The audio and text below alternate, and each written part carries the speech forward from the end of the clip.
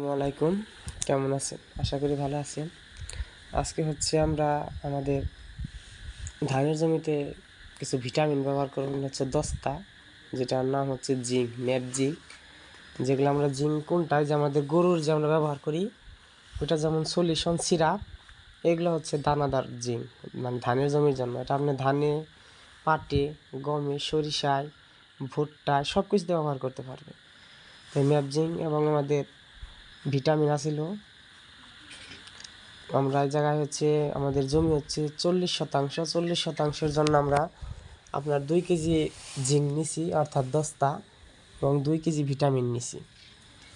Vitamin নেওয়ার পর আমাদের সার নেওয়া হয়েছে 21 কেজি, ইউরিয়া যেটা সাদা সার বলি, এইটা নেওয়া হয়েছে। এবং এইটা দেওয়ার পর আমরা ভালোভাবে একটু ছড়ায় নেওয়ার পর যে দস্তাটা, এটা আমরা আবার চারিদিকে ভালোভাবে দিতেছিলাম। 1 প্যাকেট দেওয়া হয়েছে, আবার আরেক প্যাকেট কাটার পর 2 প্যাকেটই ভালোভাবে চারিদিকে দেওয়ার পর এটার মধ্যে আমরা ভিটামিন দেব।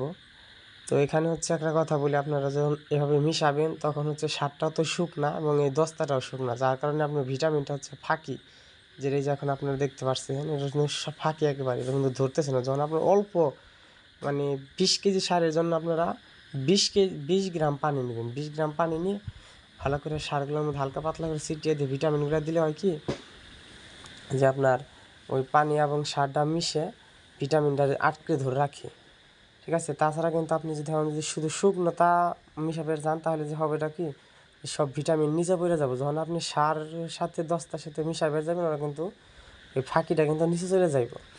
এই জায়গায় আমি অল্প পরিমাণ পানি নিছি, পানি ছিটিয়ে দেওয়ার পর ভিটামিন দিয়ে দিয়েছিলাম। এখন এটার আমি ভালোভাবে মিক্সড করব, ভিটামিন, দস্তা, ইউরিয়া, এই 3টা, এবং অল্প পরিমাণে পানি দেওয়ার পর এটা আমি ভালোভাবে মিশিয়ে নেব। এখানে আমাদের 2 প্যাকেট দেওয়া হয়েছে, এখন আরেক প্যাকেট আছে। এই প্যাকেটটা আমাদের দেওয়া হইলে আমরা মিশাবো। মিশানোর সময় একটু খেয়াল করবেন এবং আপনাদের যে জমিতে ছিটাইবেন ওই জমিটাও একটু সব জায়গায় একভাবে পড়ে, এদিকে একটু লক্ষ্য রাখবেন। তো এখন আমাদের ভিটামিন সব দেওয়া শেষ। এখন আমরা মিশানোর পালা। সার, দস্তা, ভিটামিন আমরা মিশাইতেছিলাম। 3টা আমরা একভাবে মিশিয়ে তারপর আমাদের জমিতে আমরা এগুলো ছিটাইব। ছিটানোর জন্য আমি সব প্রস্তুতি নিয়েছিলাম। আলহামদুলিল্লাহ ছিটানো শুরু করলাম। কারণ গতকালকে যে ভিডিওটা দিয়েছিলাম আপনাদের, ওই ভিডিওটার আর যে ধান লাগাইছে যে জমিতে, এই জমিতে একই দিনই লাগানো হয়েছে, তারপরে কিন্তু এই জমিতে আমাদের ওইরকম ধান হয় না, কারণ এই জমির মাটির উর্বরতা কম।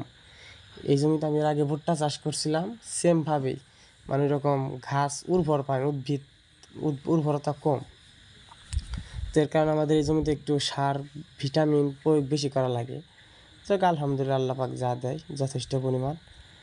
এই জায়গায় আমাদের 40% জায়গা আমরা এখন ইউরিয়া দিতেছি, ভিটামিন দিতেছি। দেওয়ার পর আমরা শুকনায় দেবো। শুকনায় দিলে হবে কি, যে এই ঘাসটা যে গাছগুলো আছে, চারাগুলো, এগুলো আপনার 15 থেকে 20 দিন যদি এরকম থাকে, তাহলে একটা চেহারা ঘুরে যাব এবং অল্প দিনে আপনাদের এই চেহারাগুলো ঘুরে গাছগুলো চুপায় নেব।